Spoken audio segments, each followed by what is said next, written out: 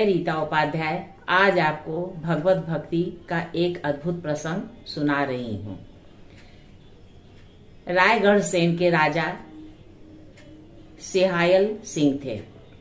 उनके चाचा का नाम अंगद सिंह था। अंगद सिंह बहुत ही नास्तिक प्रवृत्ति के थे। इसके विपरीत उनकी पत्नी बहुत ही सुशीला और ईश्वर भक्त थी। वह प्रायः साधु संतों को अपने घर में बुलाती थी और ईश्वर की कथाएं सुना करती थी। एक दिन अंगद सिंह घर से बाहर गए। उनकी पत्नी ने अपने गुरुदेव को बुलाया और श्री कृष्ण की भक्ति की कथा सुनने लगी। वे अत्यंत भाव विभोर हो गईं और भाव विभोर होकर उन्होंने अपने गुरु के चरण पकड़ लिए। उसी समय अंगद सिंह आए और उन्होंने ये दृश्य देखा तो वे तमतमा उठे। उन्होंने गुरुदेव को फटकारते हुए कहा कि यह आप मेरी स्त्री के साथ एकांत में क्या कर रहे हैं और ये आपका चरण क्यों पकड़े हुई है, चले जाइए यहाँ से। यह कहते हुए उन्होंने बुरी तरह गुरुदेव को फटकारा। गुरुदेव अपमान अपना बर्दाश्त नहीं कर सके और वहां से चले गए। अब अंगद सिंह की पत्नी बहुत ही दुखी हो गई। उन्होंने खाना पीना छोड़ दिया। अंगद सिंह ने सोचा कि एक दोपहर की बात है, जब भूख लगेगी तो खुद ही खाएगी। लेकिन 2-4 दिन बीत गए और उन्होंने नहीं खाया तो अंगद सिंह को चिंता होने लगी। वे सांसारिक व्यक्ति थे।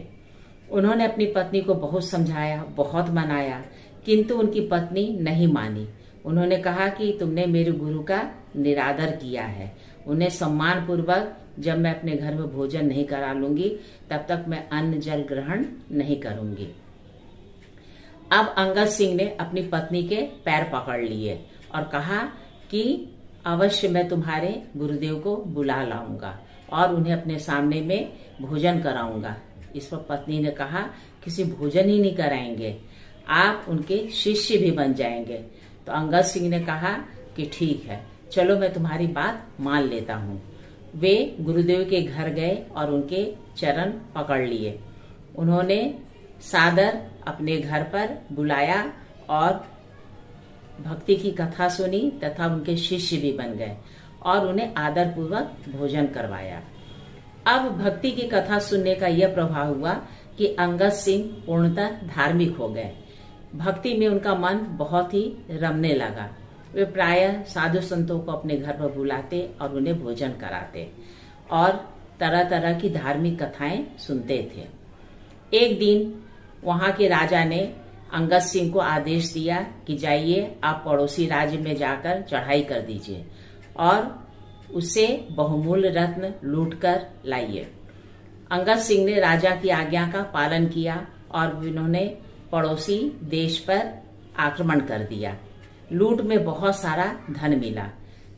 राजा की एक अनमोल टोपी भी मिली जिसमें 100 रत्न जड़े हुए थे।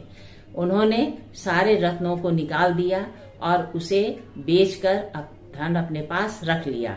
उन्होंने सोचा कि इस धन से वे साधु संतों की पंगत बिठाएंगे और एक बहुत ही उसमें अनमोल हीरा था।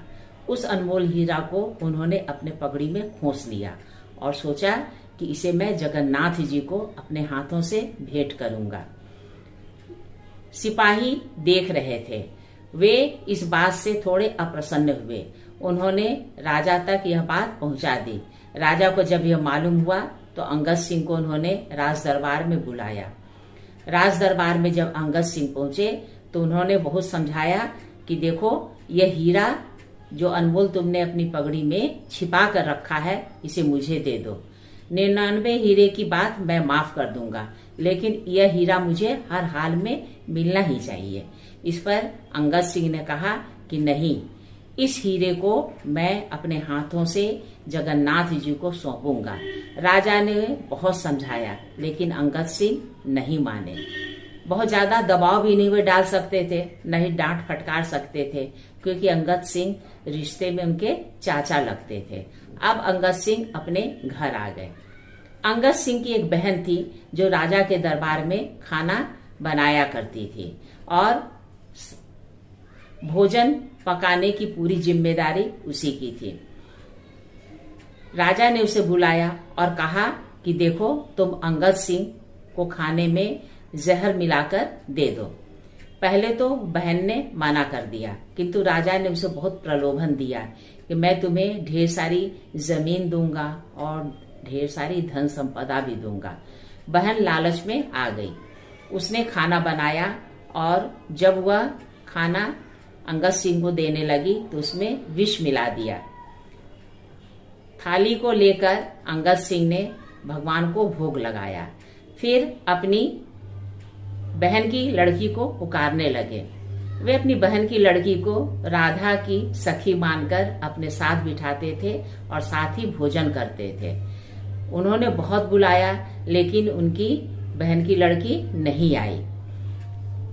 उनकी बहन ने अपनी बिटिया को किसी रिश्तेदार के घर में छिपा दिया, क्योंकि अगर वह विष युक्त उनके साथ भोजन करती तो वह मर जाती। बार बार बुलाने पर बहन का प्रेम भाई के प्रति उमड़ पड़ा। उसने अपने भाई के चरण पकड़ लिए और सारी बातें उगल दी कि आपके खाने में मैंने राजा के कहने पर जहर मिलाया है। अब अंगद सिंह बड़े ही व्यथित हुए। उन्होंने अपनी बहन को बाहर धक्का मारकर निकाल दिया, कमरा अंदर से बंद कर लिया और प्रभु को कहने लगे कि भगवान, आपने विष युक्त भोजन किया है, अब मैं भी इसी भोजन को करूंगा। और उन्होंने भोजन ग्रहण कर लिया। इस भोजन के प्रभाव से उनकी मृत्यु नहीं हुई, अपितु उनके चेहरे की चमक और बढ़ गई, चेहरा कांतिमान दिखने लगा। जब राजा को इस बात का पता चला तो राजा बड़े ही अचंभित हुए। उन्होंने सोचा किस प्रकार से हीरा को हथियाया जाए। उन्होंने लोगों के साथ मंत्रणा की। अब पता चला कि अंगद सिंह इस हीरो को लेकर जगन्नाथपुरी जाने वाले हैं, तो उन्होंने सिपाहियों को आज्ञा दी कि घेर कर उनसे हीरा छीन लो।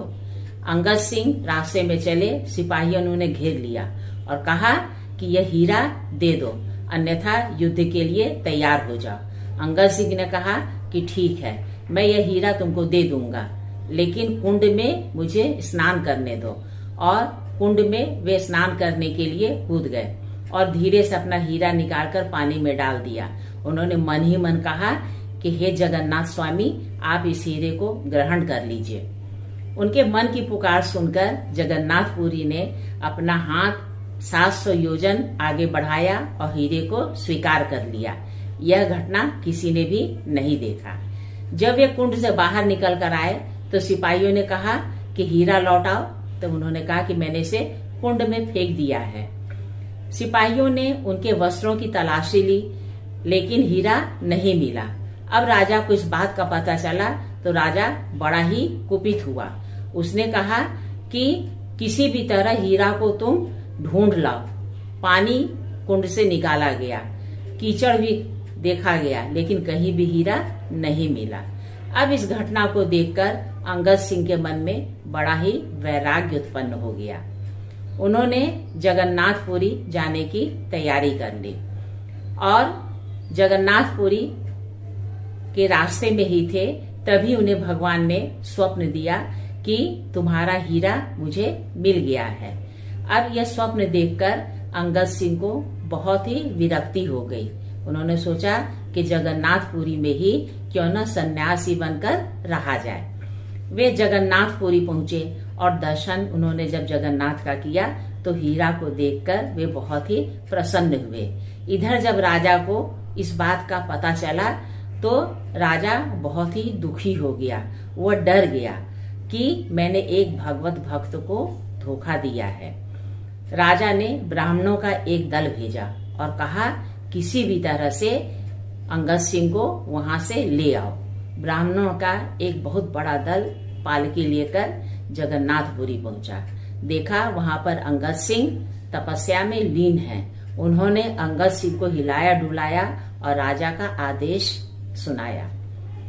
अंगद सिंह किसी भी तरह साथ जाने को तैयार नहीं हुए, तो ब्राह्मणों ने आपस में सलाह किया कि इन्हें किसी भी तरह जबरदस्ती उठाकर पालकी में डाल दिया जाए। जब उन्होंने अंगद सिंह को उठाना चाहा तो अंगद सिंह पर्वत की तरह अविचल हो गए। वे हिल डुल भी नहीं सकते थे। उन्होंने बहुत ही जोर लगाया, किंतु अंगद सिंह ज्यों की त्यों खड़े बैठे रहे। यह देखकर ब्राह्मण बहुत ही भयभीत हो गए। उन्होंने वहीं पर धरना दे दिया, कहा कि ठीक है, अगर आप नहीं चलेंगे तो पालकी भी खाली नहीं जाएगी, हम आपको बिना लिए नहीं जाएंगे, हम यहीं पर धरना दे देंगे और अन्न जल का त्याग करेंगे। वे ब्राह्मण वहीं बैठ गए। यह देखकर अंगद सिंह का दिल पसीज गया। वे पालकी पर बैठ गए और अपने राज्य पहुंचे। राजा ने जब सुना कि अंगद सिंह आए हैं तो वे दौड़कर गया और उनके चरण पकड़कर क्षमा मांगी और उसने अपना लालच त्याग दिया। कहिए, यह कहानी आपको कैसी लगी? अगर अच्छी लगी हो तो कृपया इसे लाइक और सब्सक्राइब कीजिएगा। नमस्कार।